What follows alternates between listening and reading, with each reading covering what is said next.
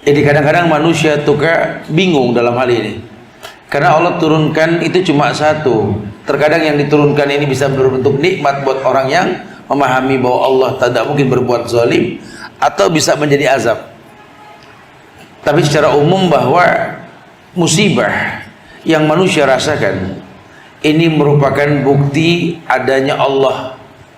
Tidaklah cara Allah mendatangkan musibah kecuali maslahat buat orang yang didatangi. Assalamualaikum warahmatullahi wabarakatuh.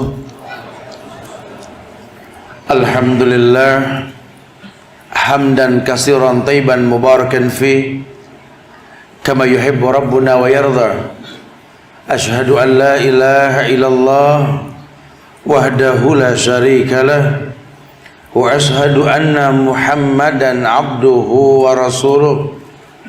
Ya ayyuhalladzina amanu taqullaha haqqa tuqatih wa la tamutunna illa wa antum muslimun.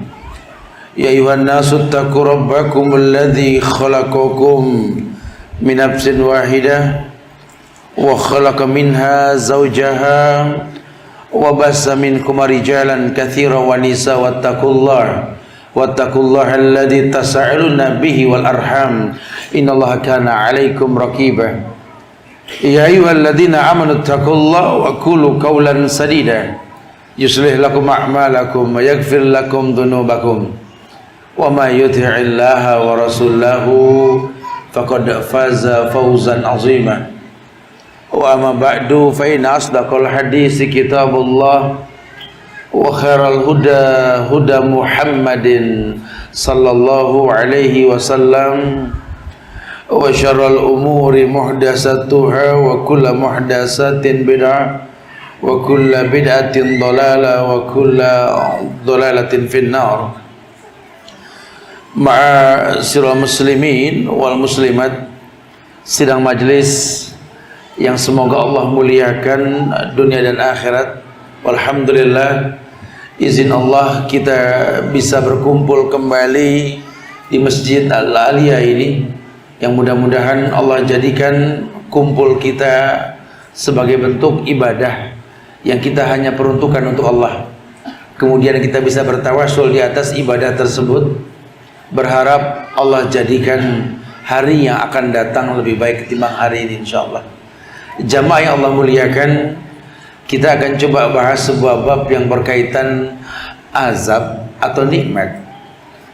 Jadi kadang-kadang manusia tuh bingung dalam hal ini, karena Allah turunkan itu cuma satu. Terkadang yang diturunkan ini bisa berbentuk nikmat buat orang yang memahami bahwa Allah tidak mungkin berbuat zalim, atau bisa menjadi azab.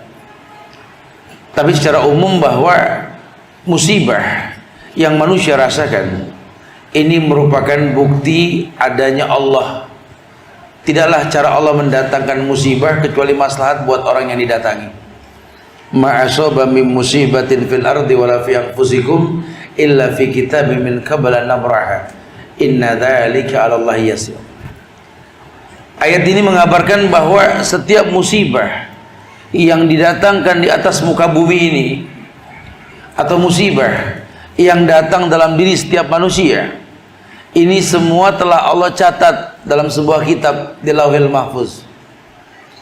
Makanya tidak ada sesuatu yang kebetulan, yang tidak kebetulan. Semuanya memang kebetulan gitu loh. Artinya memang Allah bikin betul. Jadi jangan pernah dibilang nggak disengaja. Tidak, semua disengaja. Adanya hukum sebab akibat, adanya bukti rantai-rantai kehidupan. Sehingga buat orang yang beriman maklum, dia berilmu, dia tahu bahwa inilah cara Allah mempraktikkan masyiahnya. Sehingga manusia ini seperti yang Allah kabarkan, wa ma tasa'un illa masya Allah. Wa ma tasa'un illa masya Allah. Bahwa manusia ini tidak memiliki kemampuan kecuali izin Allah. Bahkan sampai amal soleh yang kau lakukan ini kalau bukan karena rahmat Allah, tidak mungkin membuat kalian masuk surga. Tapi karena memang ini rahmat Allah, sehingga mungkin banyak orang yang beramal soleh. Cuma nggak semuanya masuk surga karena amal solehnya. Karena banyak orang yang beramal soleh pengen dibilang saleh. Banyak orang yang bersedekah pengen dibilang dermawan. Banyak orang yang menuntut ilmu pengen dibilang alim, banyak orang yang berjihad pengen dibilang pahlawan, banyak pembaca Quran pengen dibilang qari. Semuanya amal soleh, cuma yang terjadi buruk akhirnya. Loh kok bisa? Iya, makanya jangan dilupa, innallaha thayyib la yaqbalu illa thayyiban. Allah baik, cuma nerima yang baik. Ya, manusia diuji dengan perhiasan dunia. Dalam Al-Quran Allah pernah berfirman di surat yakni Al-Imran ayat 14 hingga 17, ayat yang mengabarkan tentang perhiasan dunia. Allah berfirman, zuyyina lin-nasi hubbus syahwati minan nisa'i wal banin wal qanatiril muqantarati minadh dhahabi wal fiddah wal khailil musawwamah wal an'am wal hars dzalika mata'ul hayatid dunya wallahu inda husnul ma'ab. Ayat ini sering disampaikan di beberapa tabligh, di beberapa kajian yang mengabarkan tentang bukti adanya perhiasan yang Allah hiaskan kepada manusia berbentuk hubbus syahwat, rasa suka. Manusia ini punya cinta, punya suka. Makanya kalau buat orang yang berilmu tidak ada cinta dan suka kecuali karena Allah.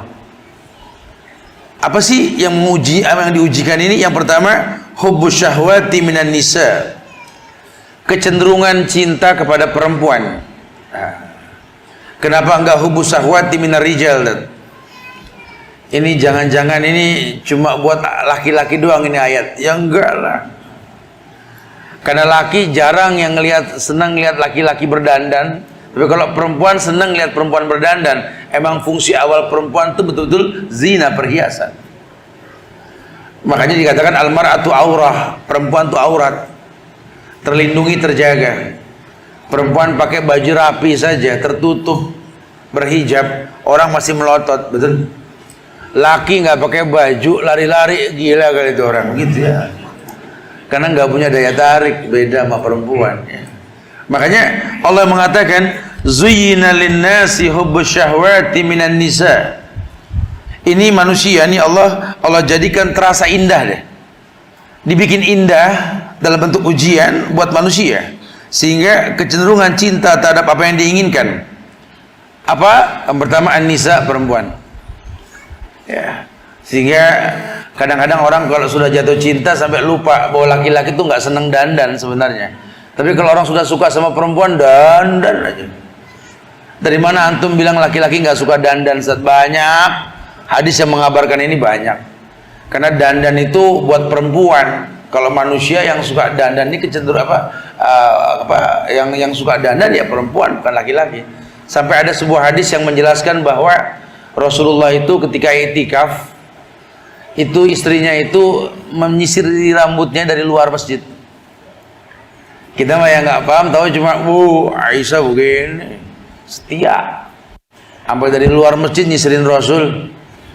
Padahal seberapa susahnya sih, cuma masuk kan boleh-boleh aja kan, bukan tidak. Ini melambangkan memang Rasulullah nggak sibuk sama model rambut gitu loh.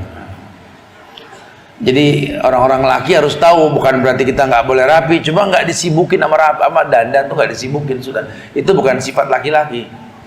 Ya, sehingga kalau antum umroh, antum nanti habis tawaf, antum sa'i, Safa Marwah. Setelah itu tahallul, betul. Yang paling disyariatkan apa? Tahlik, gundul, bukan taksir, bukan potong pendek. Karena memang laki-laki seperti itu. Nggak dibikin repot, main jambul diwarna-warnain sampai kayak jengger ayam Bali. Ya, perempuan fadal, dandan memang fitrahnya perempuan, jadi nggak bisa disalahkan kalau perempuannya. Wal banin, ujian berikutnya anak. Ya, orang ini kalau sudah masalah anak, masya Allah, udah nggak ada lagi dah yang paling penting di atas dunia kalau untuk urusan anak udah. Bahkan lelaki sejati itu paling bangga kalau pulang kerja anak minta jajan, oh bangga. Berarti kita berharga buat anak kita gitu lah. Makanya kalau orang laki anak minta jajan jangan melotot. Selama yang diminta wajar nggak apa-apa. Pak, jajan Pak, mau jajan apa saya? Ini Kayak temen tuh, Pak, beliin dong. Ya udah beli. Entar dulu apaan? Mobil. Entar dulu mobil mah ya. Jajan mobil. Ya kalau memang layak dibeli ya beli deh, ya Allah. Urusan anak kok hitung-hitungan. Anda punya uang cukup, anak minta buah-buahan, datang ke toko buah cari buah-buahan yang pakai stiker dah. Artinya yang KW1 gitu ya. Ini punya duit, kalau beli buah-buahan nanya-nanya yang kemarin nggak ada, Bang. Yang udah nggak ada getahnya katanya. Nah, kalau buat anak jangan hitung-hitungan, maksimalkan sudah. Aku pengen makan daging, ya tenang aja beli, datang ke toko daging, beli daging yang bagus, daging khas, yang paling baik, yang paling lembut. Masya Allah. Beliin. Punya duit, anak minta daging, hanya Bang, ada tetelan nggak? Ada tetelan. Asam urat tuh anak urusannya.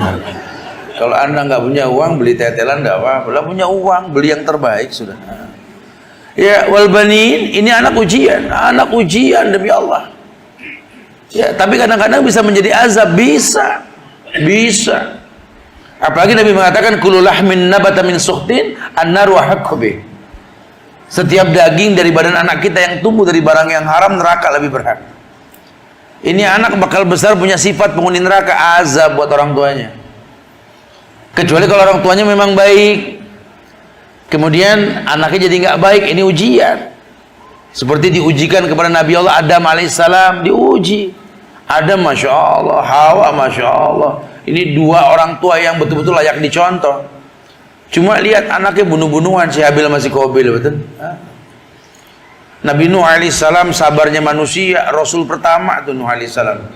950 tahun dia berdakwah. Salah satu yang menolak dakwah dia anaknya sendiri, itu ujian. Lah kalau kita kan kadang-kadang nggak berasa, bukan ujian, azab. Emang kitanya dulu kerja berantakan, betul? Bu, anak sih di kantor sini tadi pabrik, kalau nggak pinter-pinter begini saat, anak nggak makan dan apa ini maksudnya apa nih? Nangkep lele.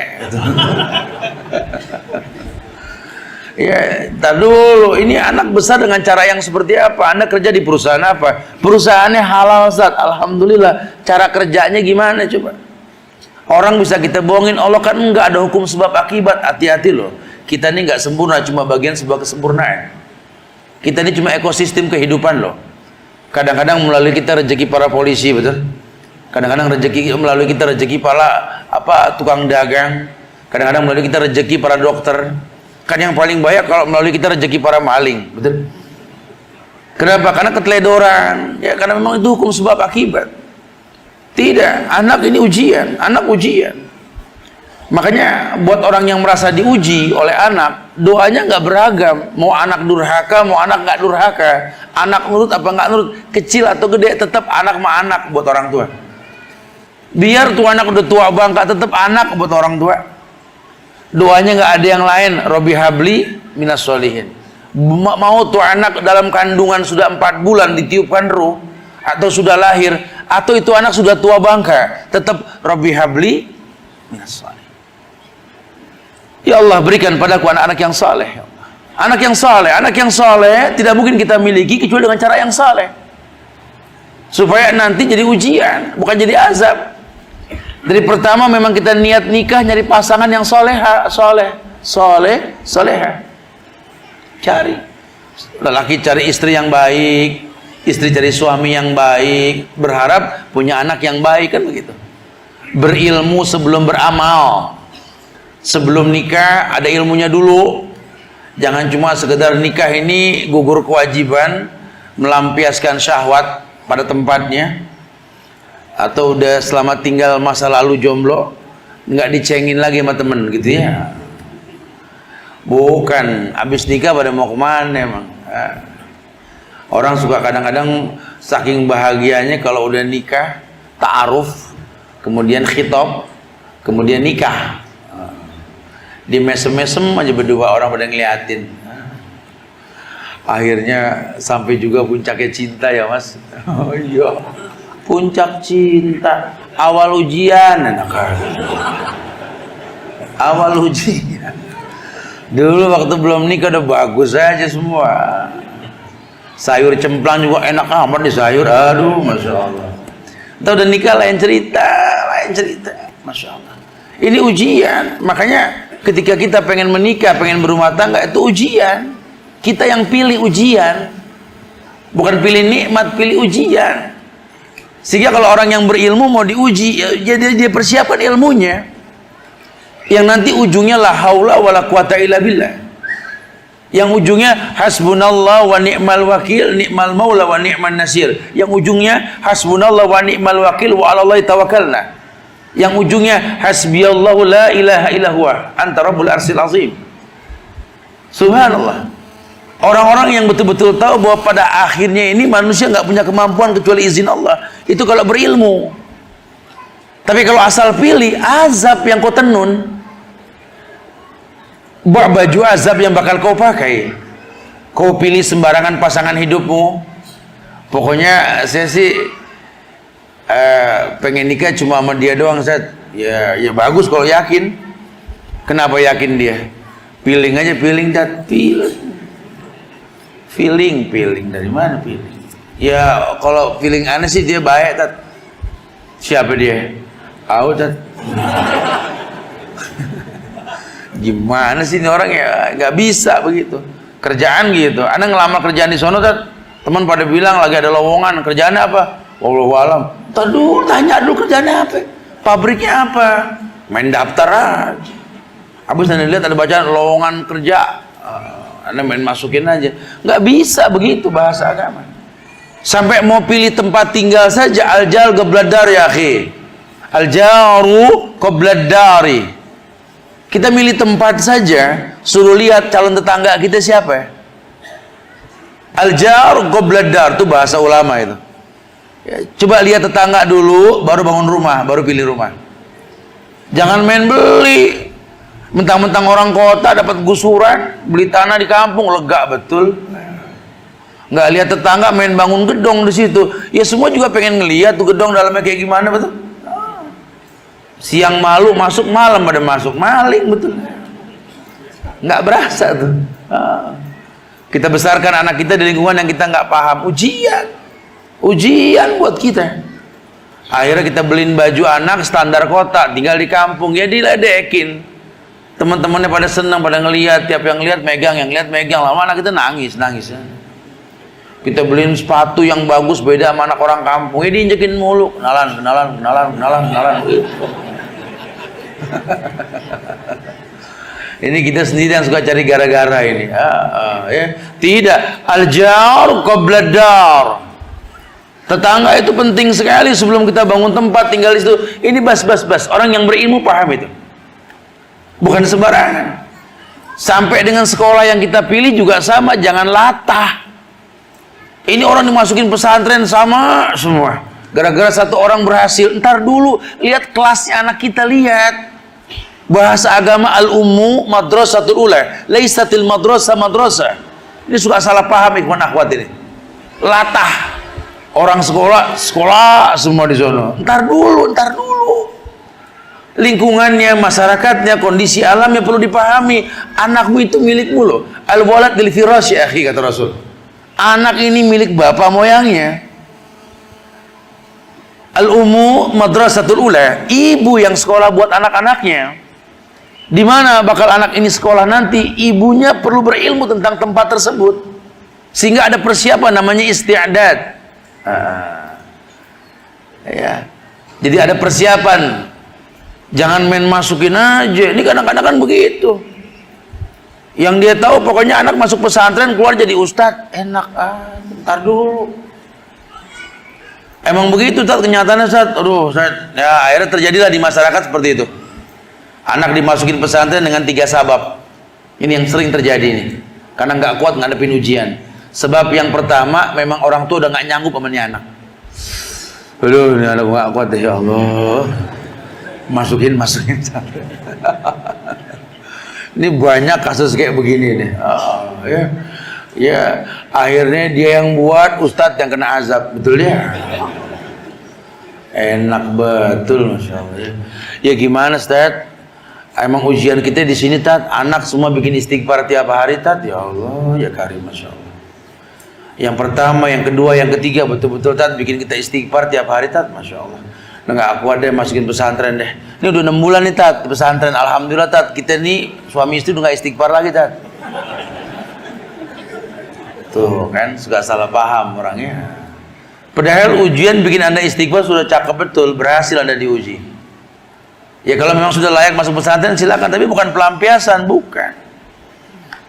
Ini anak akhirnya akan menghadapi orang yang nggak sayang sama dia, beda sama orang tuanya kan. Punya stok maaf buat dia anak. Orang lain wallahu a'lam bishawab, kita nggak paham. Itu yang pertama, banyak orang tua masukin anak pesantren karena nggak sanggup sudah. Yang kedua, keinginan orang tua lebih besar ketimbang kemampuan anak. Itu sering terjadi. Orang tuanya kajian di mana-mana, kenal ustadz yang enak ceramahnya, yang bagus orasinya, artinya berbicara. Anak harus kayak gini nih, harus nih ya. Sementara kemampuan si anak nggak seperti itu, akhirnya dipaksa masuk. Lihat, belum saat itu pada kabur. Karena keinginan orang tua lebih besar ketimbang kemampuan anak. Yang ketiga, anak masuk pesantren karena kesadaran diri sendiri. Ini yang langka. Ini yang langka. Bagaimana membuat anak sadar butuh nuntut ilmu? Ini kan butuh madrasah. Al-ummu madrasatul ula. Lihat, ibu yang jadi sekolah, membiasakan anak beragama dengan cara yang baik, sehingga nanti kalau untuk bertambahnya ilmu dia butuh guru, baru dia lapaskan ke sana. Dasar sudah dimiliki, Masya Allah. Kalau dia berilmu, insya Allah maksimal hasilnya. Wal banin, anak-anak. Wal qanatiril muqantarah, yakni qanatiril muqantarah di sini harta yang bertumpuk.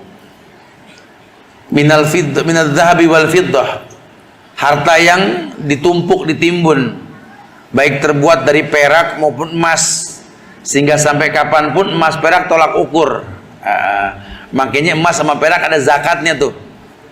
Sampai kapanpun kalau seandainya emasmu, zakatmu, emasmu dan perakmu sampai nisab, sampai haulnya setahun dan sampai nisabnya berkhilaf, maksimal 83 gram emas dan perak, 2,5% itu zakatnya. Setiap tahun kalau memang sampai 83 gram keluarin. Ya, bangga kita bisa zakat emas perak tuh bangga, berarti berjalan titipan Allah. Jangan sengaja, Tat tadi berapa gram Tat? 83 gram. Di SMS yang di rumah, Mak, kalau udah 82 gram jual segram. Kapan nyampe? Bakhil betulnya. Dia pikir mati pakai gelang keroncong kali ini orang. Bukan bangga dititipin emas sama perak bisa sedekah, malah dientit segram. Ya, harusnya maksimal. Ya Allah, alhamdulillah Bu ya. Mudah-mudahan ini bulan depan sampai 83 gram nih, ya Allah, bisa zakat emas perak, kan asik. Ini 82 jual segram 81 lagi, naik 82 terus setengah lagi. Jangan. Wallahi jangan. Ini betul-betul dahsyat. Ini bukan untuk ditumpuk. Kenapa? Karena memang orang ini melambangkan kaya. Karena kalau yang namanya ukuran emas perak itu kan ujian, itu kaya loh.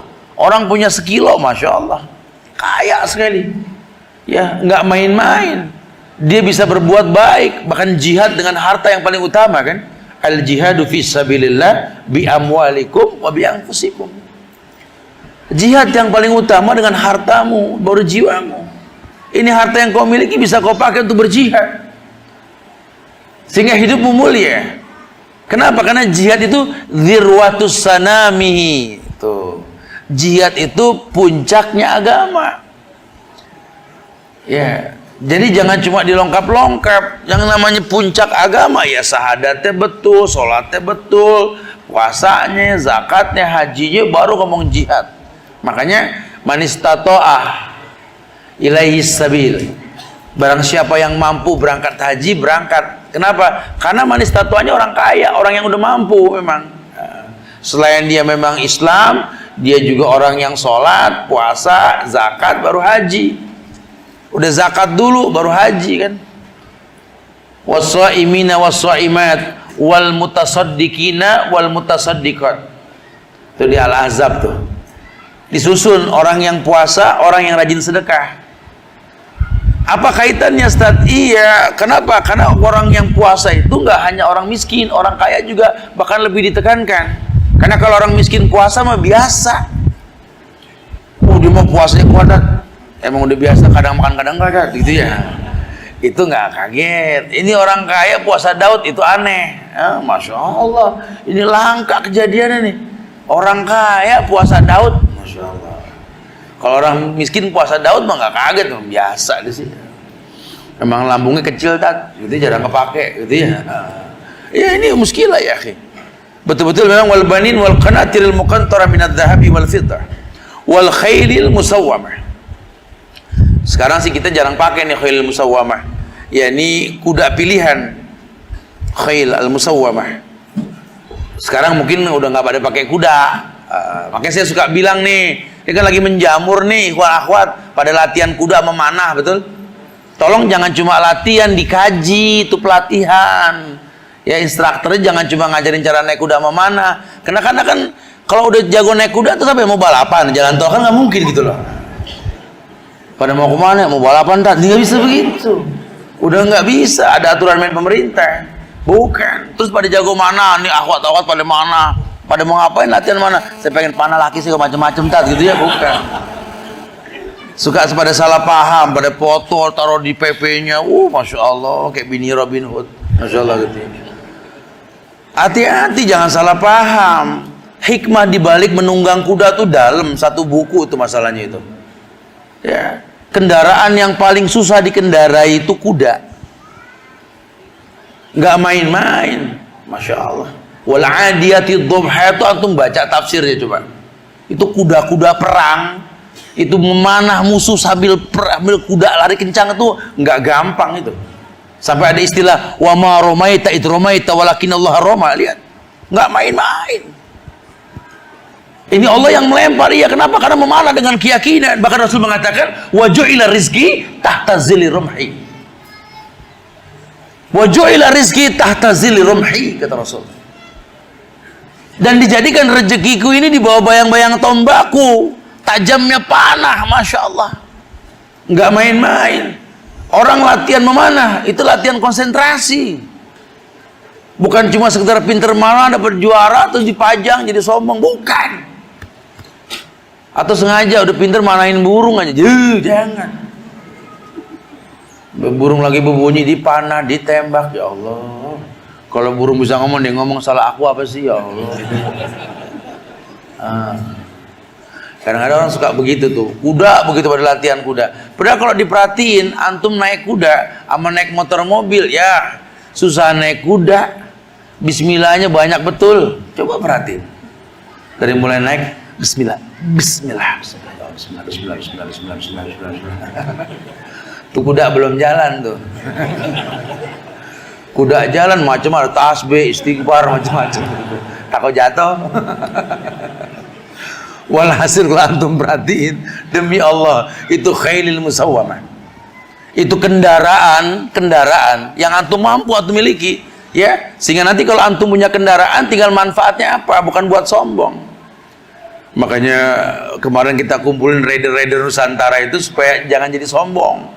Karena tiap sebulan sekali touring, sekian ratus juta dibuang tuh duit, ngapain? Antum bisa aja tuh bawa motor gede tuh, ya kalau ente mah tiap bulan touring, anak tiap hari makanya begitu ya. Karena manfaatnya, kita bicara manfaat. Antum mau beli mobil, motor mahal, nggak apa-apa, itu bukan sombong. Asal manfaatnya apa gitu loh. Makanya ada ulama hebat yang terkenal namanya Ibnu Hajar Al Asqalani. Pernah dengar? Yang ngarang kitab Bulughul Maram tuh. Syarahnya Subulus Salam. Pernah baca belum? Buku Wiro Sableng pernah baca? Baca tuh buku tuh, Masya Allah. Ya, itu ulama hebat Ibnu Hajar Al Asqalani itu. Kitab fikih Bulughul Maramnya terkenal sekali beliau tuh. Dari Imam Syafi'i, dia mazhab Syafi'iyah itu. Itu beliau punya kereta kuda yang termahal pada zamannya, sehingga membuat para raja tuh iri dengan kereta kudanya. bukan sombong. Memang dia sengaja pakai supaya dunia tahu bahwa Islam itu kaya, boleh. Ini guru ngaji kita pakai motor bagusan dikit, wih gile, Ustadz sombong. Ustadz sombong.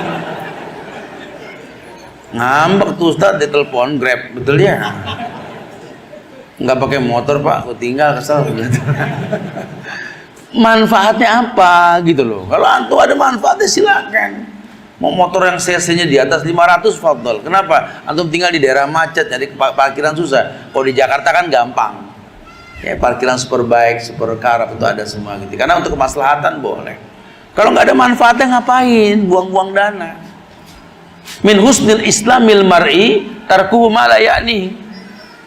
Bentuk kesempurnaan Islam seseorang itu ketika dia bisa meninggalkan yang nggak bermanfaat. Wa khairul musawwamah. Fadl antum pilih kendaraan antum, silakan. Antum yang tahu.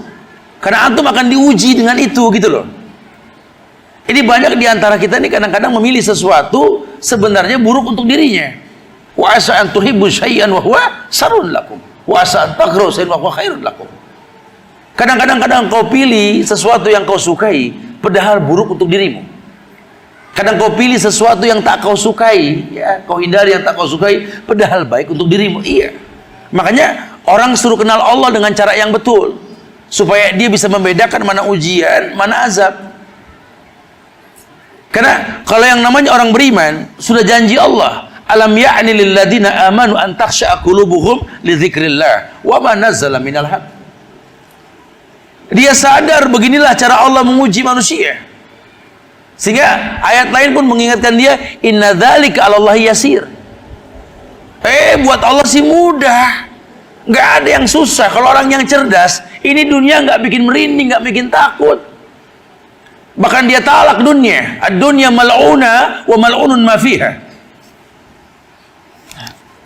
Ya. Oh, ini afwan jamaah agar merapat ke depan, agar yang di belakang bisa masuk. Oh, masih ada 2 bis lagi tuh. Atau masuk. Fadhal ya. Ya, ini apa namanya, merupakan adab dalam majlis ya. Kalau antum memberikan tempat buat orang-orang yang tidak kebagian. Fadhal. Ini depan masih banyak kosong. Fadhal.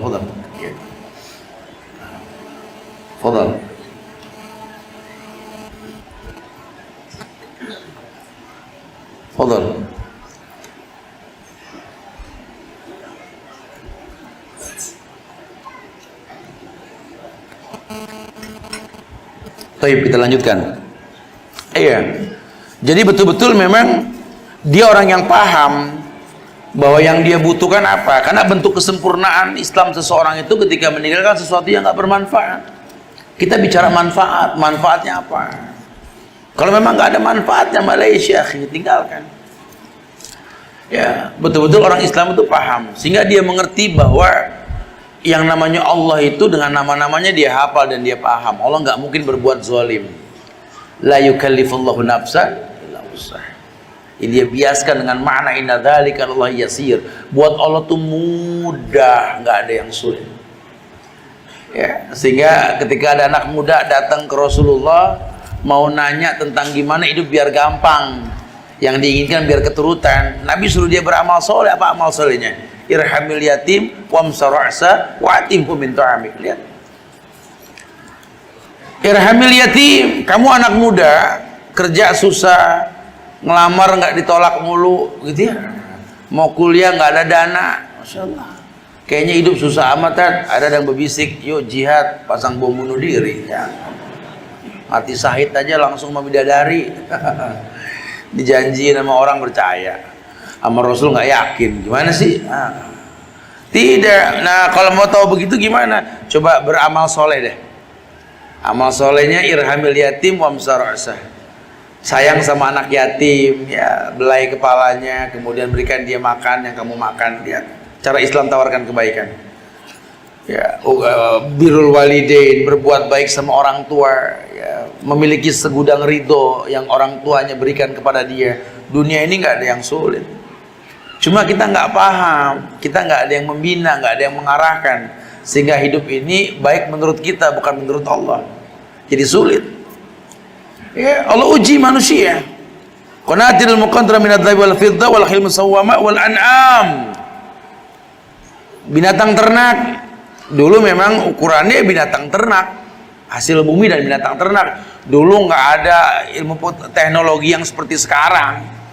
Zaman-zaman Rasul ya orang ya kalau nggak jual beli barang dagangan atau pertanian hars ya, wal an'am wal hars, hasil kebun, hasil bumi atau ternak. Dari dulu tuh begitu, makanya saya bilang kalau zaman-zaman Idul Adha kemarin tuh banyak orang yang resign dari perusahaan, ya kemudian dia sekarang olah usaha baru dengan beternak. Alhamdulillah, masya Allah. Ketemu sama kita itu udah beda, suasana penampilan sudah lain. Oh masya Allah, antum nih, alhamdulillah Tad, ana udah hijrah Tad. Ana sekarang buka usaha baru Tad. Oh, alhamdulillah. Ya nggak sombong sih Tad, cuma ana sama Rasul mirip Tad. Jaga mulut, hati-hati. Dari mana mirip sama Rasul? Ana sekarang ternak kambing Tad, kan sama sama Rasul. Gitu kan dia. Iya, alhamdulillah mirip. Cuma kalau kita detailkan pasti ada bedanya deh. Kalau zaman Rasul itu yang namanya ternak diumbar. Ada istilah itu keroin yar'a haulal hima. Seperti pengembala yang mengembala hewannya itu di tempat perbatasan. Beda. Kalau dulu kambing, dulu sapi memang dilepas. Itu kambing, itu sapi makan di kebun orang ya kambing, sapi. Ya nggak masalah, nggak dosa dong. Ya kambing. Makan rumput, makan pohon orang nggak masalah. Kalau sekarang kan posisinya nggak begitu. Ini semua dikurung, di kandang. Yang nyari makan siapa? Orang, beda. Ente nyari makan. Itu ngambil rumput di kebun orang izin nggak? Ya orang juga seneng. Udah ngomong belum? Ya belum. Lain. Kalau kami dimaklumin ngambil rumput di kebun orang, ente nggak ada maklum dong ya. Tak bisa begitu, makanya hati-hati juga. Zaman dulu betul-betul paham orang, ngerti bahwa yang namanya an'am ini binatang yang halal dikonsumsi, maka air kencingnya nggak najis. Kalau sekarang orang pada nggak paham, ngangon kambing kita suruh sholat, pada nggak sholat, baju kotor Tad. Kenapa? Tadi kambing kencing. Ini nggak paham nih orang, sehingga berapa banyak orang yang ngangon kambing pada nggak sholat, kan bahaya lagi. Minggu-minggu tidur bareng kambing sama sapi nggak sholat. Bagaimana mirip sama Rasul? Tuh bahaya. Padahal itu semua ujian. Allah ujikan kita. Kalau orang yang berilmu dengan ternak ini jadi orang sukses, dia akan berkata, hadza min fadli rabbi. Dia udah nggak bicara untung rugi lagi, bicara nikmatnya berjihad dengan nilai harta yang dia dapat. Karena kalau sampai dia sukses nanti, masih tetapkah dia bisa bermunajat di malam hari, bercumbu dengan Allah dalam tahajudnya? Kalau dia sudah sukses nanti, masih bisakah dia bersilaturahmi seperti zaman dia susah dulu? Kalau dia sudah sukses nanti, masih bisakah dia mendalami agama? Coba. Jangan-jangan dunia yang dia rajut sampai sukses ini membuat dia jauh dari masjid. Bahaya sekali. Orang yang berilmu tidak akan terkecoh dengan ini. Jadi memang ada masa di mana dia nanti ketika sudah tua nggak tertarik lagi dengan dunia, dia kasih yang muda. Prinsip hidupnya kayak kedebong pisang, berbuah ngalah, tunas naik, betul? Bukan kayak pohon kelapa yang bersaing sama anaknya, kan bahaya sekali. Ini kita dulu suka pernah salah tuh dulu. Zaman-zaman dulu kita suruh niru pohon kelapa katanya. Pohon kelapa tuh manfaatnya betul-betul emang betul nggak salah tuh pohon kelapa. Semuanya bermanfaat. Dari akarnya, batangnya, kayak lidihnya, daunnya, kelapanya, sabuknya, batoknya, betul. Sampai kembangnya dibikin gula Jawa, betul-betul saya paham sekali, bukan tidak. Tapi buruknya pohon kelapa itu kan tidak akan pernah mau mati kecuali ditebang atau disambar geledek, betul? Padahal kelapa itu simbol gampang putus asa. Pohon kelapa belum berbuah ditebang, nggak hidup, mati langsung. Udah tua pun masih bersaing sama anaknya, betul? Sehingga petirlah yang menyelesaikan semuanya. Kalau kedebong pisang, ya manfaatnya juga sama. Sama. Dari mulai daunnya bisa dipakai buat kue, buat makan, betul? Nah, pisangnya tinggal dimakan, masya Allah. Kedebong daunnya apa? Batang daunnya itu dibikin kuda-kudaan, kulit kedebongnya dibikin tali, kedebongnya buat mandiin mayit, betul? Nah, bekas sisirnya buat nyambit ente. Kalau dipikir-pikir tuh, manfaatnya sama. Tapi uniknya pohon pisang itu ditebang, tetap numbuh. Tebang, tetap numbuh, kelihatannya lemah, aspal jebol sama pisang. Pisang mah nggak usah disuruh, kalau udah berbuah nanti mati sendiri. Tunasnya yang numbuh, mirip sama biangnya. Coba perhatiin. Itu manusia, kelihatannya lemah tapi berkarya. Coba, udah masanya nanti ngalah, biar yang muda yang berkarya, yang tua tinggal ngedoain, betul? Makanya ada kesinambungan istilah Islam tuh ya suddu ba'duhum ba'da, bikin sabab. Kalau sekarang ada rezeki beli tanah deh, syukur-syukur bikin pondasi, nggak sempet ngebangun nanti anak yang nerusin, terus sampai ke bentuk masjid ada yang nerusin. Kabarkan pada anak-anak kita bahwa memulai itu sulit, mempertahankan jauh lebih sulit. Nah, karenanya harga diri seorang anak muda itu mengetahui sejarah keluarganya itu penting sekali. Makanya kalau di lingkungan orang-orang Arab itu nasab penting banget. Antum nih 5 ke atas harus apal namanya itu.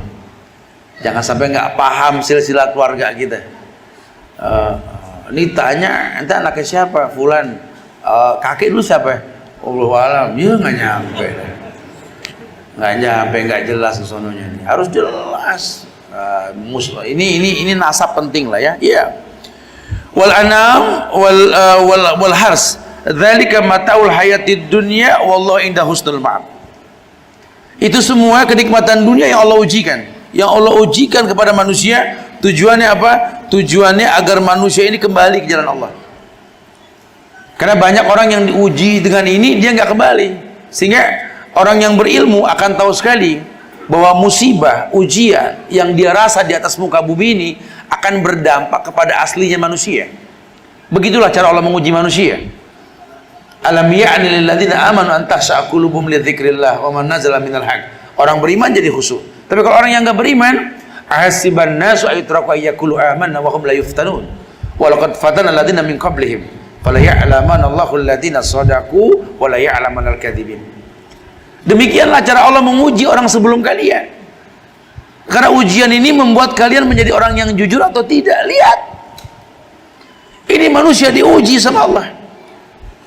Makanya ulama menyimpulkan kalau mau diperhatikan ini ujian atau azab, lihat efeknya. Kalau orang yang memang diuji sama Allah gampang kembali. Wa ilayyal masir, dan kepadaku tempat kembali kata Allah. Inna lillahi wa inna ilaihi raji'un. Dia balikin semua ke Allah. Ulama menyimpulkan yang pertama, oleh karena itu banyak sekali orang-orang yang berilmu dengan ujian, dia makin beriman. Makin mengatakan Rabbana ma khalaqta hadza batila subhanaka faqina adzabannar. Dia sadar, ya Allah, betul ya, tidak kau ciptakan semua sia-sia. Hartaku yang banyak ini enggak bisa menunda kematian anakku. Hartaku yang berlimpah ruah ini enggak bisa menunda kematian kedua orang tuaku. Hartaku yang banyak ini bahkan enggak bisa mencegah kejadian kecelakaan di jalan yang saya rasa. Lihat. Dia makin beriman, dia tahu sekali betul-betul la yukallifullahu nafsan illa wus'aha. Ini enggak main-main lah. Ini akidahnya Urwah bin Zubair ini. Ketika dipotong kakinya satu, diwafatkan anaknya satu. Ketika sadar dia berkata, alhamdulillah, Allah berikan 2 tangan dengan 2 kaki, cuma 1 yang diambil. Allah berikan 5 anak, cuma 1 yang diwafatkan. Nikmat Allah mana yang mesti saya dustai? Lihat. Ini orang yang hatinya besar. Ya, ujian membuat dia beriman, bukan malah menjauh dari Allah. Karena banyak orang yang diuji kemudian jauh dari Allah karena imannya nggak stabil. Akhirnya gara-gara kematian anak dia mabuk-mabukan lagi. Gara-gara meninggalnya salah satu keluarganya membuat dia putus asa, berteman sama teman yang enggak. Teman pada heran, tumben begadang lagi stres, begitu bahasanya. Tumben ngerokok lagi, aduh nggak tahu lagi galau gitu ya. Ini kan aneh. Labang diuji bukan dekat sama yang uji, malah jauh dari yang uji, ini kan aneh. Ya, harusnya tidak. Harusnya orang kalau diuji makin dekat sama Allah, apalagi dia sadar bahwa memang inilah cara Allah menyentuh manusia. Innallaha idza ahabba qauman ibtalahum. Allah kalau sudah cinta dengan satu kaum, Allah uji. Diuji, lihat. Ya, kita sukses. Udah jadi orang hebat, diuji sama orang tua. Ya Allah, nggak nyangka orang tua saya jadi begini kok ya. Dulu nggak begini, tuh diuji. Bisa nggak tetap hormat sama orang tua yang begini? Coba. Diuji sama anak, diuji. Ini anak hasil doa, hasil usaha. Dari mulai minta doa sama orang yang ilmunya bagus, sampai nitip pentil korma sama orang umroh, masya Allah. Alhamdulillah dapat juga nih. Udah gede, innalillah ini anak, ya Allah. Betul-betul ujian. Aduh, ya ada aja kerjaannya. Subhanallah, hingga nggak jelas dana bisa kemana. Kadang-kadang saya takut Allah tanya ini. Oh, masya Allah, itu ujian. Tapi kalau orang yang beriman, dia makin beriman. Iya ya, ternyata hidup ini nggak seperti hitungan matematik. Orang tuanya baik, ayahnya pinter, ibunya pinter, berharap anaknya jenius, bisa melanjutkan perjuangan orang tuanya. Enggak juga. Berapa banyak orang pinter anaknya pada bodoh. Malah anak-anak orang bodoh pada pinter-pinter. Coba dia. Ya ibu sih nggak seperti kamu nak, ibu sih bodoh. Iya. Anaknya jenius. Lihat. Nah. Ini malah orang tuanya pinter nggak ketangkep-tangkep. Masya Allah. Anaknya innalillah. Nah. Lihat. Ujian. Yang kedua, yakni agar orang tersebut mau mengakui dosa. Ya, yang mereka lakukan dan meyakini bahwa tidak ada yang dapat mengampuni dosa tersebut kecuali Allah. Ya, kadang-kadang orang suka tanya, Ustaz, ini masalah hidup saya ini apa karena dosa saya, Ustaz? Ya, paling nggak dia berpikir begitu deh. Walaupun nggak selamanya, karena kan ujian ini kan nggak tergantung, itu kan ada masyiahnya Allah. Tapi ya memang cara Allah menghapuskan dosa orang ya dengan ujian. Anda bersabar dengan ujian, gugur dosa Anda. Anda bersabar, gugur. Tapi kalau Anda nggak bersabar, ya lihat, bubar. Orang diuji, manusia diuji. Sampai dia mengakui bahwa al-jaza bijinsil amal. Balasan yang kau rasa tergantung perbuatan yang kau lakukan. Dia. Masya Allah. Yang ketiga, yakni sampai dia sadar, meyakini bahwa ada yang namanya neraka dan surga. Ujian ini membuat dia sadar bahwa ba'dal usri yusra. Jadi kayak orang ngerasain mati lampu, ujian, mati lampu. Pas nyala itu bahagianya, ya Allah nyala. Berasa gak begitu tuh? Kita kalau nggak ngalamin mati lampu, boros listrik, oh nyanyain lampu gitu. Oh daerah sini sih nggak pernah mati, nggak ada matinya deh. Dimatiin sama Allah. Ada aja alasannya tuh. Kayak orang kelimpangan. Setelah nyala lagi baru dia menghargai itu. Jadi kayak orang sakit dijengukin sama orang sehat, baru tahu nikmatnya sehat tuh kalau udah sakit. Tuh lihat. Ya. Lihat orang sakit mah akut, makan muntah.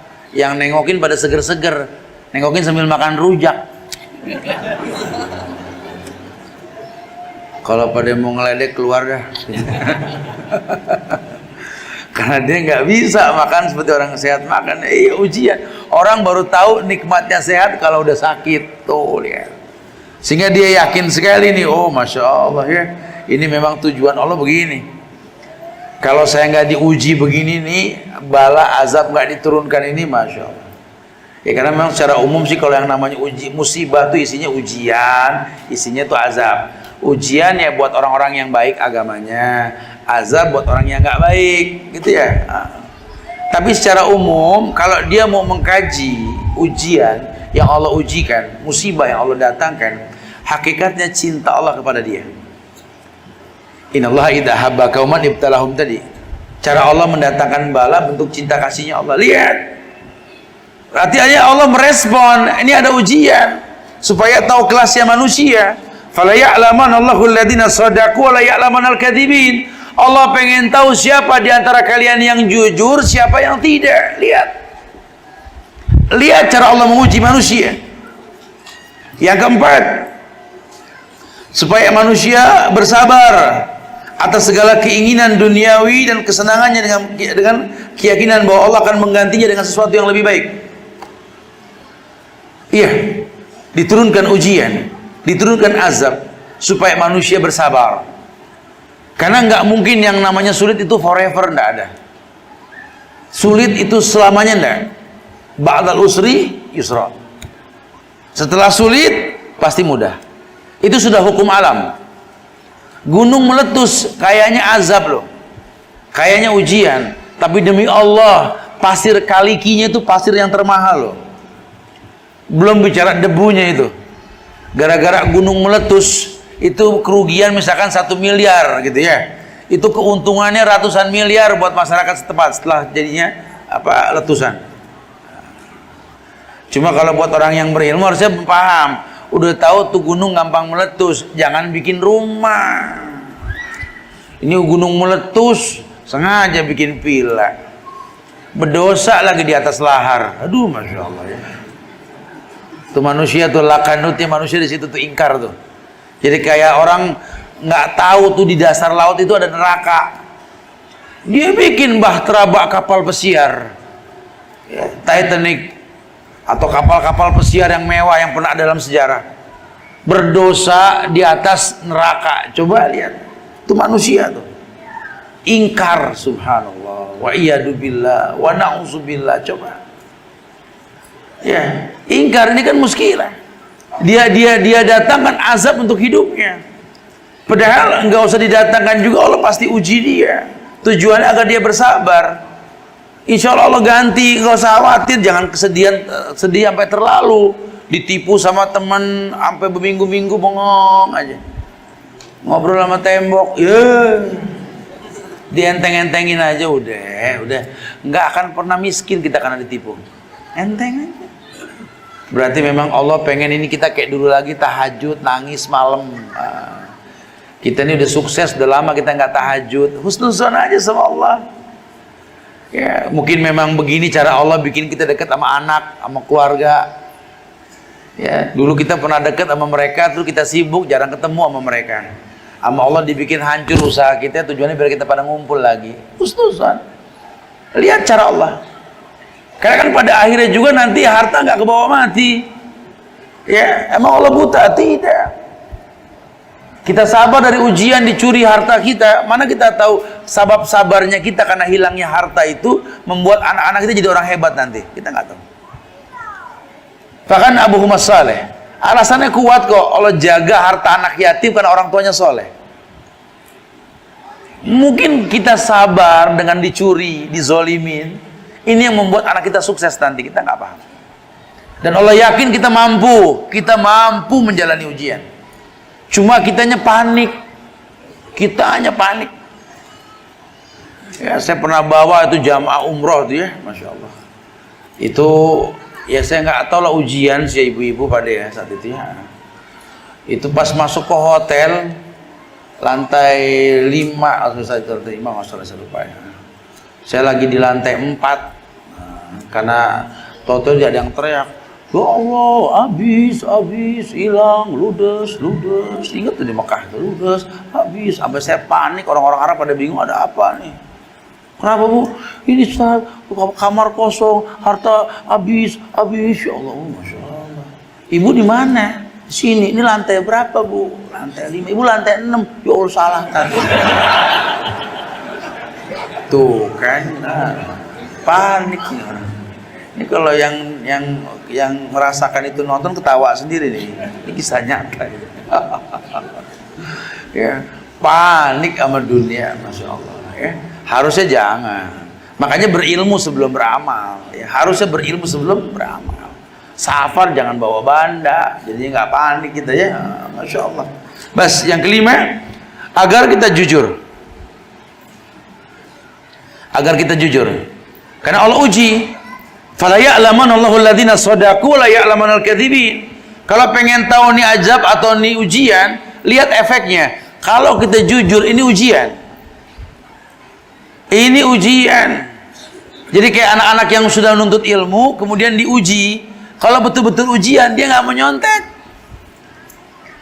Karena nyontek itu menandakan dia nggak berilmu. Kalau orang yang berilmu, dia nggak mau nyontek. Kenapa sih nggak mau nyontek? Buat apa saya belajar kalau pada akhirnya saya nyolong ilmu? Kalau orang yang berilmu mikirnya begitu. Ya udah, berapapun nilainya saya akan cobalah maksimalkan saja. Inilah kemampuan yang saya punya. Karena pada akhirnya kaya miskin bukan karena nilai rapot, bukan jujur enggaknya kita. Makanya jangan heran yang pada pinter kadang nggak dititipin dunia sama Allah. Mana kadang-kadang yang bodoh tapi baik malah dititipin sama Allah. Lihat cara Allah. Lihat cara Allah menitipkan dunia kepada orang yang baik. Lihat. Allah uji manusia agar jujur. Sampai dia sadar betul-betul bahwa memang ujian itu merupakan cinta kasih Allah. Dia nggak bisa jadi orang baik kalau nggak diuji. Diuji, dibikin drop, betul-betul drop, habis-habisan. Cuma ada kebanggaan aja, ya. Berani melepas dunia yang haram yang pernah dia dapatkan. Lihat cara Allah membuat dia jujur. Ini ulaika humus shadiqun, orang yang benar, orang yang beragama dengan cara yang benar dia. Kemudian yang lainnya yakni taat kepada Allah. Ya, ujian mendatangkan ketaatan. Ada 3 pilar tuh dalam Islam yang perlu dipegang dengan benar. Pilar yang pertama, kita ini harus paham yang namanya tauhid. Lawannya syirik. Pilar yang kedua, harus paham yang namanya sunnah. Lawannya bid'ah. Pilar yang ketiga, harus tahu yang namanya taat. Lawannya maksiat. Tuh. 3 pilar, ya. Orang Islam kudu tahu pilar yang pertama, target hidup tauhid.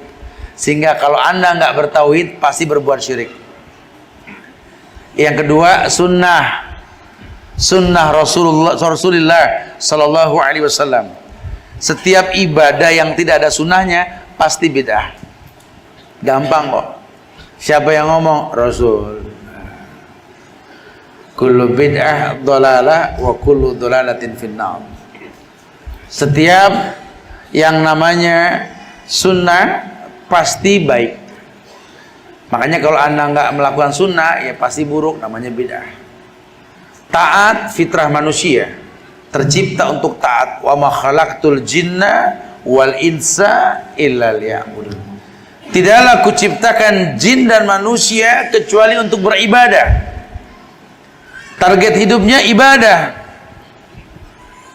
Bagaimana hidup ini bisa beribadah? Lihat cara Allah, lihat. Dia ciptakan manusia dan dia utus Rasul pun dari kalangan manusia.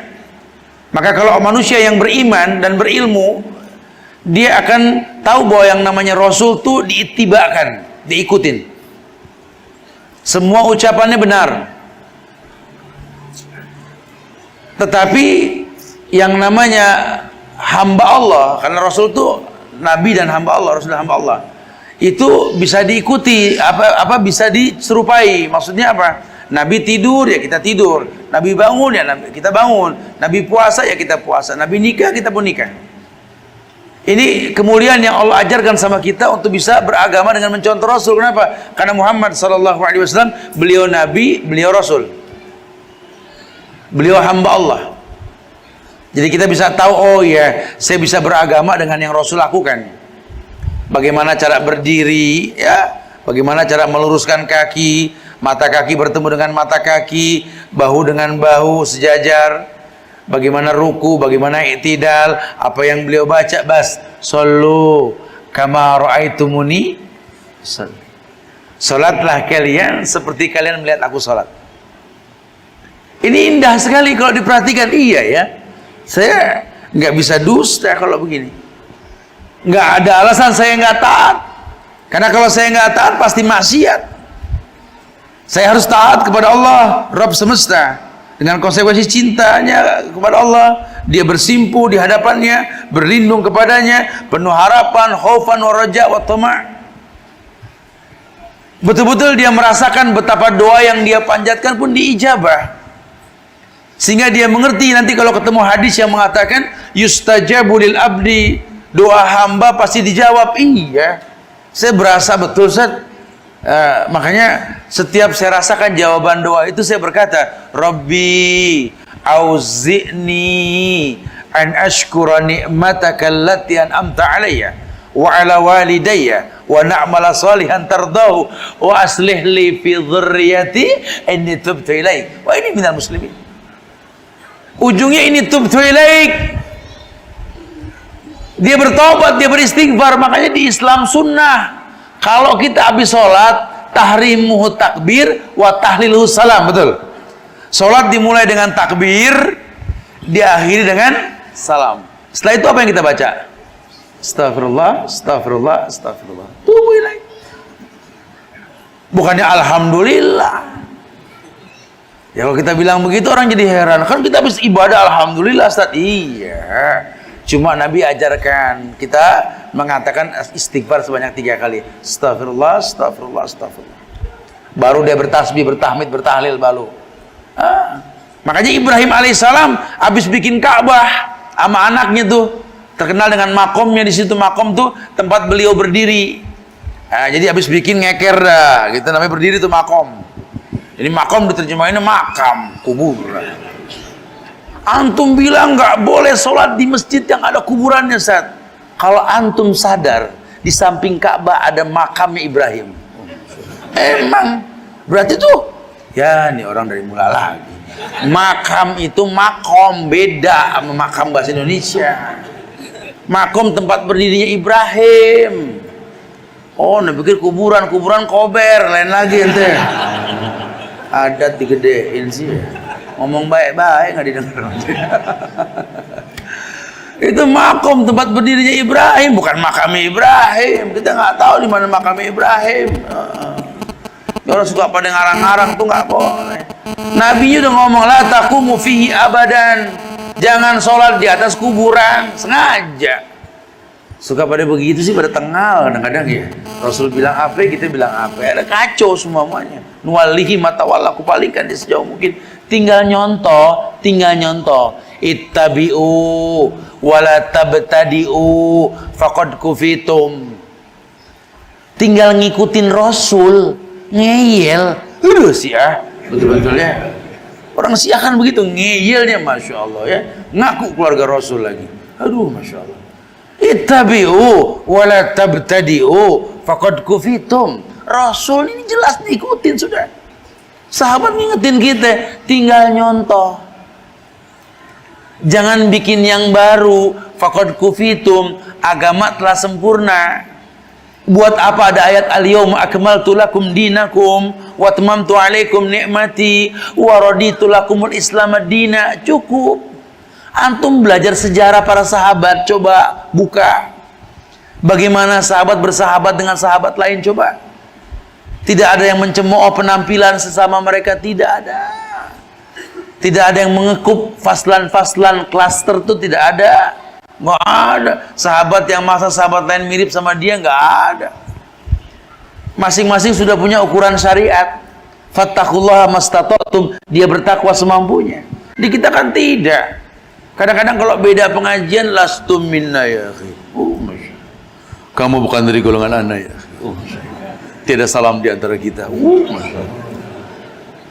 Orang ngaji galak-galak bener, Masya Allah. Makan musang kali ini orangnya. Orang tuh makin berilmu, makin lembut, makin baik, santun. Sama orang Islam mengucap salam, ya, saling mengingatkan. Harusnya begitu. Ini enggak. Masya Allah. Kurang baca sejarah para sahabat. Baca deh. Ilmu yang bakal menetralisir nanti semuanya insya Allah ya. Masya Allah. Kemudian yang ketujuh, yakni kita ujian yang datang dalam hidup kita ini membuat gerakan dalam dada kita ini ingin kita berinfak. Karena kita baru paham ternyata as-shadaqatu tudhi'ul bala. Sedekah itu nolak bala. Baru berhasil itu. Iya ya. Ya Allah, kalau emang mentok sampai nggak punya dana kan sholat duha cukup 2 rakaat sedekah badan namanya, betul. Nah, tapi kalau punya dana ya mulailah dari kembalian bahan bakar aja deh. Jangan eman sama sedekah. Justru kunci sukses ya sedekah. Ma'anfaqtum min syai'in fahuwa yukhlifu. Kata Allah kan begitu. Apapun yang kalian infakkan, Allah yang bakal ganti. Itu rumusnya begitu. Anfik, unfik alaik, kata Rasul. Infakkan hartamu, Allah infakkan kamu. Pengen jadi sukses, tolong jangan bakhil. Bersedekahlah. Berinfaklah. Apalagi sama orang tua, infak tuh jangan eman-eman. Nafkah cukupin. Apalagi sama saudara kita, jangan main-main. Keluarga nomor satu. Yang bakal nengokin kita pertama kali ya saudara kita. Coba jangan eman. Jangan ini dana sampai ke pojokan negara lain. Saudara sendiri susah kita nggak tengok. Jangan. Saudara tuh paling baik, openin, biasain kalau hari Jumat, hari baik, temuin keluarga kita. Temuin silaturahmi. Ya sambil olahraga, sambil ngeos sepeda, atau sambil touring, atau fondal. Manfaatnya jelas. Temuin mereka senang, temuin guru-guru kita. Walaupun beda manhaj sekarang, kita udah ngaji. Guru-guru ngaji kita dulu belum ngaji kayak kita sekarang. Temuin. Bawain hadiah. Bikin pincut hatinya sama kita. Ada rezeki lebih, temuin guru-guru kita. Tawarin dia umroh. Senang dia. Ye bener gak percaya? Bukan senang lagi. Assalamualaikum, waalaikumsalam. Senang udah tua, guru ngaji, kan? Cuma kita masih kecil. Masih inget gak kong? Siapa ya? Ya Allah, berarti kan mata udah gak bagus, beliin kacamata deh. Oh siapa yang ngehin dulu yang pernah ngaji di sini? Ya Allah banyak, gue lupa siapa ya. Yang dulu sering ngumpetin Quran. Oh sini udah tahu deh. Alhamdulillah ya Allah, masya Allah, sukses ya kan doang kong, doang haji, alhamdulillah, masya Allah. Ini ada niat dan rencana nih, ya Allah, kalau panjang umur, banyak rezeki, bulan depan pada umroh deh. Ya Allah, senangnya masya Allah. Masya Allah, itu membuat bahagia orang lain. Apa kata Rasul? Hal tunsaruna wa turzakuna bidu'afaikum. Hal tunsaruna wa turzakuna bidu'afaikum. Jangan kalian remehkan loh. Kalian sukses karena dua orang di sekeliling kalian yang lemah. Kullu dha'ifin mutadha'if. Orang yang lemah, yang lemahnya nggak dibuat-buat. Seumur hidup nih guru ngaji, kita ngaji, ngajar ilmunya masya Allah. Tapi dia manusia nggak sempurna, wujud kita menyempurnakannya, gitu loh. Kalau memang kita omongin di tempat dia ngajar, nggak bakal nerima. Kita bayarin umroh, orang lagi safar, hatinya melo. Ngomongin baik-baik, masya Allah, ya. Ya, duduk sambil jendela, duduk sama guru ngaji kita. Pak, lihat tuh ke bawah, Pak. Masya Allah. Jangan dibuka jendelanya, lihat aja, lihat. Kecil ya. Kita kecilnya, ya Allah, iya ya. Oh terus sambil kita bahas. Bohong, pulang nggak nyunah. Nah, ada teknik ya tahabu. Timbul cinta, masya Allah. Orang tua kita gitu, jangan sibuk kita ngasih orang. Orang tua nggak diopenin. Sayyidul Ayam Jumat pagi, ada rezeki orang tua beliin sesuatu. Tapi orang tua saya jauh, niatin, kumpulin, tiap Jumat kumpulin. Insya Allah bulan depan ini ada kumpulan dana, tiap Jumat niatin. Niat sudah sampai walaupun belum sampai ke orang tua. Apa yang kita inginkan, niatin seperti itu. Gemar memberi, gemar membantu. Hatta musuh kita ucapkan salam sama dia supaya terpincut hatinya. Baru bisa ngomong macam-macam kita. Itu namanya amar ma'ruf nahi munkar dengan kaifiatnya. Baru kemudian yang terakhir kita dikatakan bahwa senantiasa meminta ampun kepada Allah. Sehingga gemar kita ini beristighfar. Karena orang kalau udah diuji, wallahi ujian itu betul-betul membuat dia beristighfar. Ya, kita diuji sama anak istighfar mulu. Diuji sama tetangga kita istighfar. Kalau nggak diuji kita jarang istighfar. Loh, saya tinggal di kompleks ini tat, ya Allah tat, istighfar mulu tat. Oh, Masya Allah. Tetangga di sini kacau tat, bikin kita istighfar. Jangan dijual nih rumah bagus. Masya Allah ya. Komplek lain belum tentu begini nih. Saya pengen tinggal di perumahan Islami tat. Tetangga saya orang baik semua tat. Alhamdulillah tat, setelah saya tinggal di sini saya nggak pernah istighfar lagi. Tuh, bagusan yang mana? Ya kadang-kadang kita suka lupa. Padahal ujian itu membuat kita baik.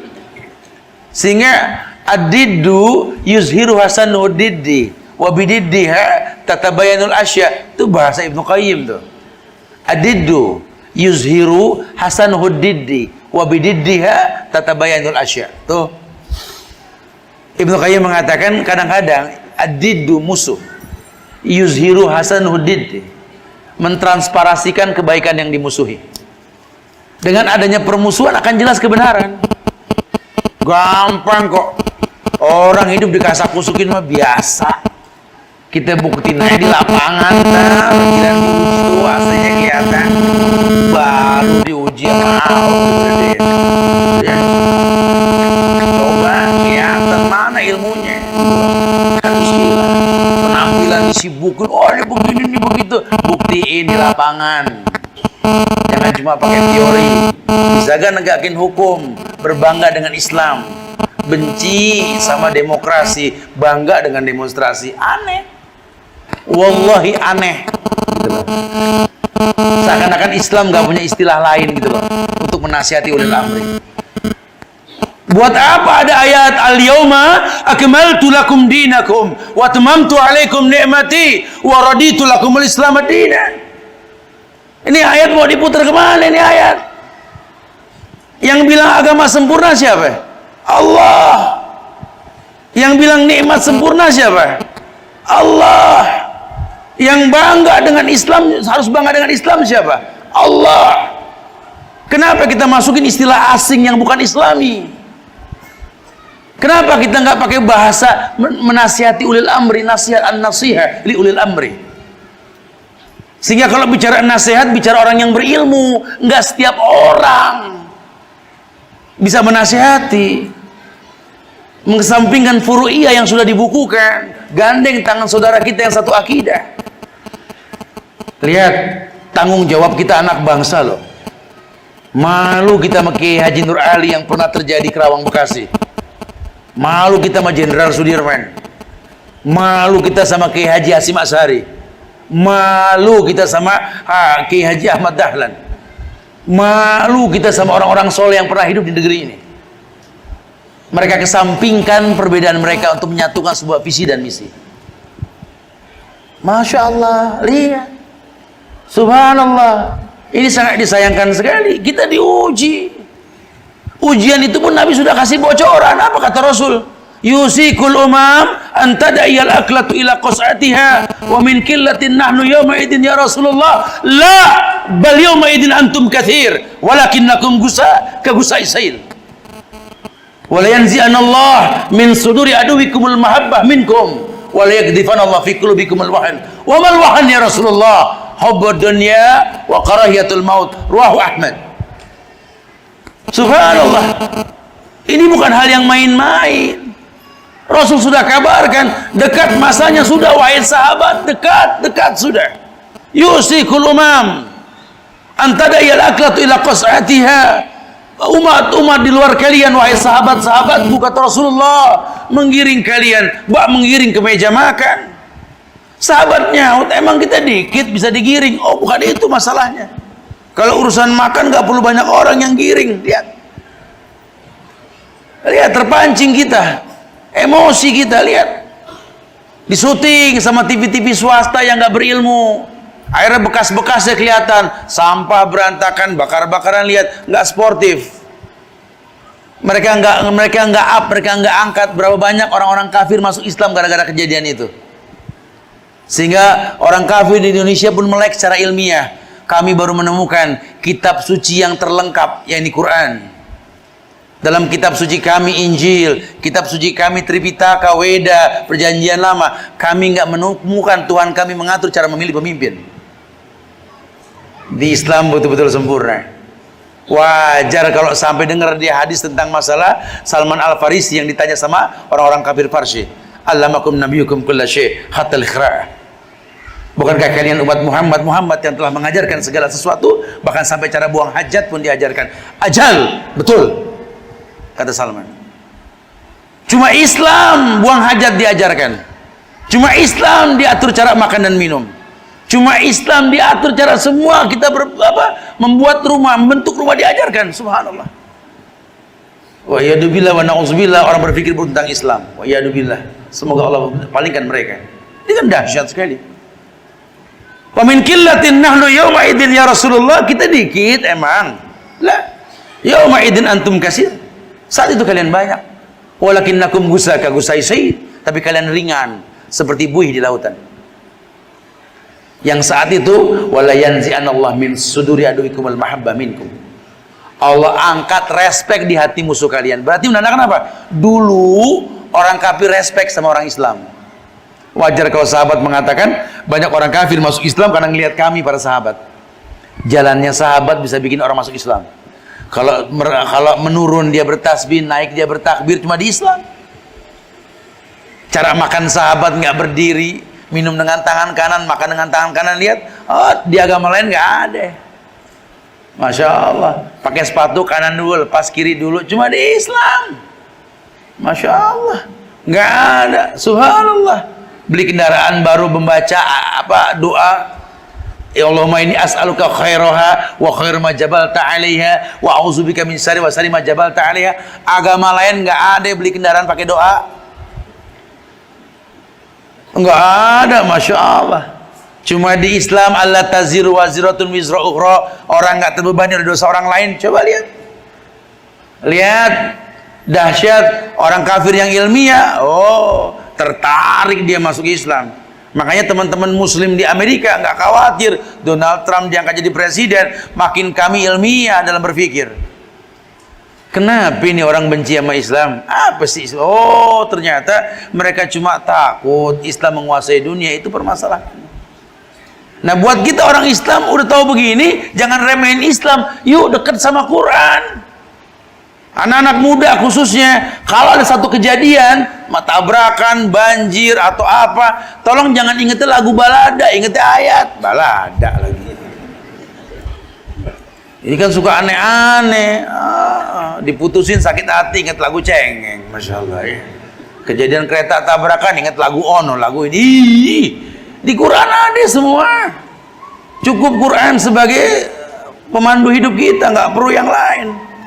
Lihat cara beragamanya para sahabat, lihat hidup hati mereka dengan Quran. Kita harus kayak begitu tuh. Ya, Masya Allah. Betul-betul Allah muliakan dengan kemuliaan yang banyak ya. Wala yanzi'anallahu min suduri adubikumul mahabba minkum wala yaghdhifanallahu fi qulubikumul wahan. Allah letakkan wahan di hati kalian, kerdilnya jiwa. Dhilla was-sagar ala man khalafa amri. Kenapa? Karena berpaling dengan contohku, kata Rasul. Wa ajuila dhilla was-sagar ala man khalafa amri. Allah jadikan kerdilnya jiwa, ketakutan dalam hati. Kenapa? Ala man khalafa amri, yang bertolak belakang dengan perintahku, kata Rasul. Terbukti anak sekarang pakai jenggot takut. Disuruh jangan isbal, nggak mau, nungguin Gangnam Style dulu, betul? Tunggu op baru Gangnam Style gitu.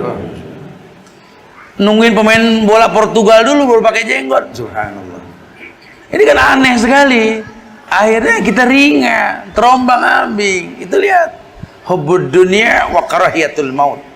Generasi yang takut mati, cinta dunia, takut mati. Dulu para sahabat, anak mudanya, oh Masya Allah, nggak ada keder. Sakit hati Quran dihina, tapi nggak emosi, berilmu dia. Kenapa ini orang kafir ngeremehin Islam? Ini harga diri Islam di mana nih?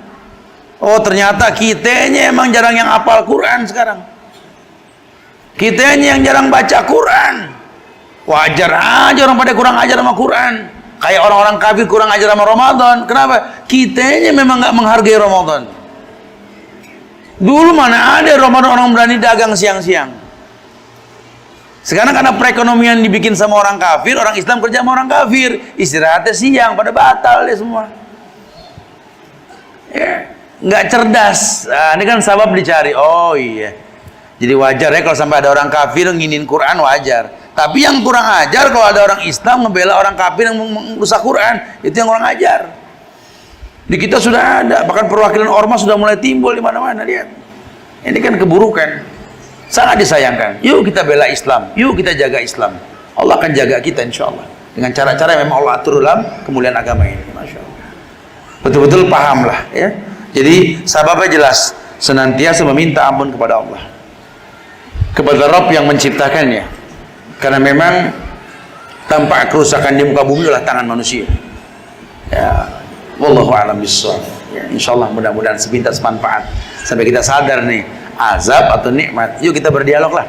Mudah-mudahan yang disampaikan manfaat buat saya pribadi dan jamaah sekalian. Wallahu musta'an. Akhiru da'wana alhamdulillahirabbil alamin. Ya Allah, minta maaf kalau ada kekurangan, kesempurnaan hanya milik Allah. Kita tutup dengan kafaratul majlis. Subhanaka wa bihamdika, asyhadu an la ilaha illa anta, astaghfiruka wa atubu ilaik. Assalamualaikum warahmatullahi wabarakatuh.